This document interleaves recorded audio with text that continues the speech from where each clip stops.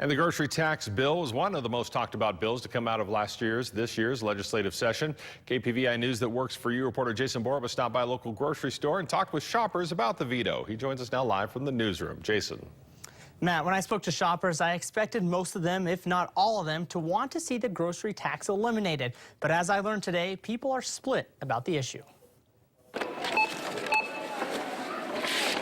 Every day, hundreds of people spend thousands of dollars in grocery stores across Idaho, and many people are shopping on a budget. So not having a 6% tax on groceries would put a lot less stress on their wallets. Groceries just keep getting more and more expensive, and that 6% just really adds up, and it hurts people, that are on fixed income. It hurts people that have a lot of children that they feed. If Governor Otter had passed the grocery tax repeal, Idaho would have joined 37 other states without a grocery sales tax. $80 million would have been lost from the state's general fund, which had people concerned if money would be pulled from somewhere else. I don't want to see our law enforcement suffer from that. I don't want to see fire department, street repair, our local government. I don't want to see them take a loss. While the grocery tax repeal would have affected everyone, local state representatives say there are other ways to lower taxes that would help people save money. It's one of the most fair taxes because everybody pays that tax.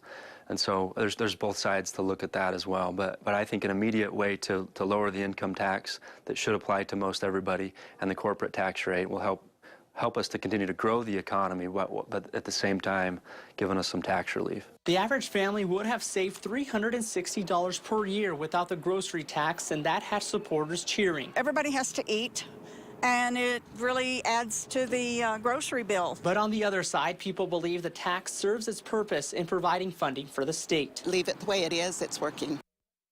Some senators and representatives have spoken against this veto, and they say the Idaho Constitution needs to be amended to allow for a veto override after the legislative session is over. Senator Steve Vick from Northern Idaho introduced legislation in 2014 and 2016 that would call for a special session to override vetoes once sessions are over. Vick says the idea comes because there needs to be appropriate checks and balances for the government.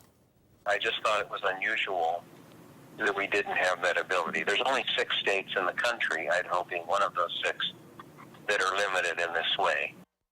The override veto bill passed the Senate both in 2014 and 2016, but failed to get a hearing in the House of Representatives both times. Vick says he will introduce the legislation again in 2018.